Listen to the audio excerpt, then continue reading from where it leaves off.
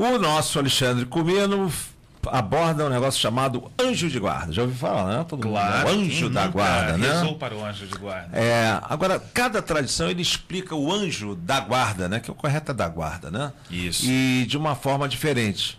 Embora nos sejam os mais familiares aqueles conceitos do judaísmo, do catolicismo, mas o fato é que já existia esse conceito nas culturas sumeriana, babilônica, pérsica, a persa, do zoroatrismo e outros na Mesopotâmia, no Oriente Médio Antigo. Tinha esse entendimento de que existia o anjo da guarda. Na doutrina espírita de Kardec, além de Deus, todas as formas de vida seguem uma mesma e única via de origem e evolução. Tudo que vive foi ou será espírito. Logo, anjos são espíritos e anjo da guarda é um espírito tutelar, que muitos confundem com seu espírito protetor, o seu guia espiritual ou mentor, né?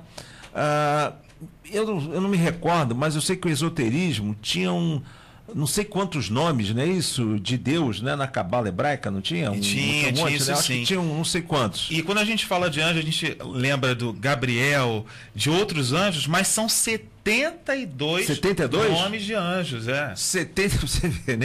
72 nomes de Deus na Cabala hebraica, que são potências de Adonai, e que atribuiu vogais para esses nomes potências e os identificou como anjos, fazendo surgir uma tabela com o nome desses anjos. 72 anjos, você tem razão, 72 anjos relacionados com os 365 dias do ano, em que se faz identificar pela data de nascimento o nome do seu anjo e as suas qualidades. Embora em todas as tradições antigas, anjo da guarda não tenha um nome conhecido, se passou a identificar esses nomes de anjos como sendo a identidade dos anjos da guarda. E esse conceito surgiu em torno do século XVII, na obra dos cabalistas cristãos, e acabou se popularizando pela alta magia cabalista cristã de Papus e Elfas Levi, segundo o nosso Alexandre Comino. E dentro desse modelo católico, ninguém sabe disso, né? Quem era o doutor Angélico? Olha, era o São Tomás de Aquino. São Tomás de Aquino. Que foi o responsável por estruturar e codificar, Átila, os conceitos oficiais dessa igreja sobre o que são os anjos. Que coisa, né? Bom, mas vamos avançar. Então, São Tomás de Aquino, olha só. Agora, isso é o que a gente podia fazer. Vamos dar uma resumida das condições dessa questão, que é uma suma teológica, né? Então, vamos lá? Vamos primeiro. Os homens são custodiados pelos anjos. Isso porque, como o conhecimento e as aflições dos homens podem variar muito, vindo a desencaminhá-los do bem, foi necessário, segundo a suma teológica, que Deus destinasse anjos para a guarda dos homens, de modo que, por eles, fossem homens orientados, aconselhados e movidos para o bem.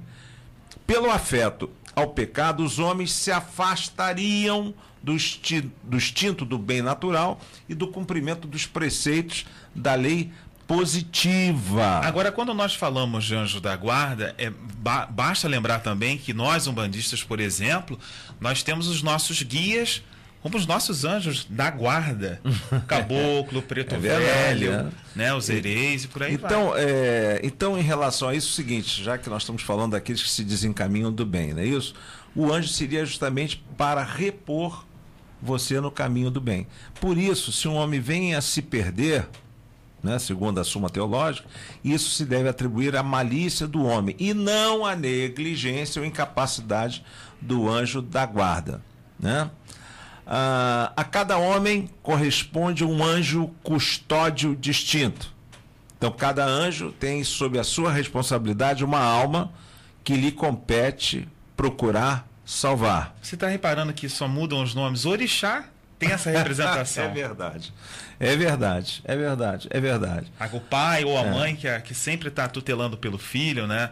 Ajuda quando a pessoa se ajoelha, meu orixá, por favor, meu pai ou minha mãe me ajude. Então acaba tendo essa função que foi definida lá na Igreja Católica. E vamos lá para o item 3. O anjo da guarda, ele livra constantemente seu protegido daqueles males, dos perigos, né? Claro, tanto da alma quanto do corpo, dos quais o homem não se dá conta, né? Tem um trecho em que Jacó se dirigiu a José, que diz o seguinte: que o anjo que me livrou de todos os males abençoe essas crianças. Isso está no Gênesis, né? Bom, mas vamos mais um pouquinho à frente. O anjo da guarda impediria que o demônio nos fizesse o mal. E no caso da Umbanda, como nós não acreditamos em inferno, em demônio, etc., isso aqui fica por conta, evidentemente, de uma interpretação católica. O anjo da guarda também estimularia em nossas almas pensamentos bons, conselhos saudáveis. O anjo da guarda leva a Deus, leva a Deus as nossas orações, nossos pedidos, não porque Deus onisciente necessite disso para conhecê-los, mas para que ouça esses conselhos benignamente. Agora, essas interpretações do anjo da guarda, é óbvio que são interpretações dentro de súmulas católicas. No nosso caso, o anjo da guarda, e eu concordo plenamente com o Augusto, você poderia trocar tudo isso que você está dizendo pelos orixás, pelas vibrações, etc. Eu diria até um pouco mais. Eu acho que o anjo, esse negócio de anjo é um negócio tão sério que as pessoas, eu vejo o quanto elas estão estudando, aprendendo e pesquisando sobre anjos. É impressionante. Inclusive no círculo de amizades, familiares, eu fico observando isso. As pessoas falando cada vez mais sobre anjos. O grande problema é o seguinte, que quando a gente tem uma imagem de anjo, o que você imagina aqui que é um anjo? Alguém com asas, né? Com asas, com uma auréola na cabeça, e que é uma visão, de uma imagem romântica da igreja.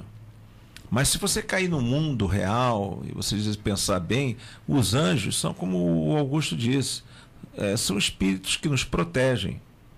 Ou alguém tem dúvida que você tem algum tipo de espírito que lhe protege? Você teria que ser muito, muito ruim para não ter nenhum espírito lhe protegendo. Algum tipo de espírito protege. Às vezes um espírito querido de um pai que se foi, uma mãe que se foi, um tio que se foi, um avô que se foi, um filho que se foi, você tem alguém lhe protegendo o tempo todo.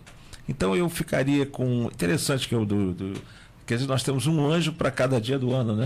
Um anjo. Um anjo para cada dia do ano. São 72 nomes, né? De acordo. São 72 nomes, né? Os mais famosos a gente sabe, né? Anjo Gabriel, né? Miguel, Arcanjo, né? Arcanjo Miguel. Uma vez nós falamos aqui no programa, né? Sobre os vários tipos de anjos. Foi falado. Exatamente. Mas é interessante que alguns centros de Umbanda, e até mesmo no Candomblé, você encontra imagens de anjos. Eu já vi. Alguns centros de Umbanda no Gongá tem o Arcanjo Gabriel. Tem, é verdade.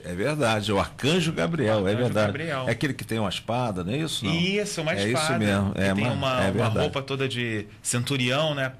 Se assemelha a um centurião. Com as sandálias. Exatamente. Ok? Bom, que o nosso anjo da guarda nos abençoe, né? Ou sempre. Ok. Qualquer assunto você pode mandar aqui para o programa aos cuidados de Átila Nunes, @emdefesadaumbanda.com.br.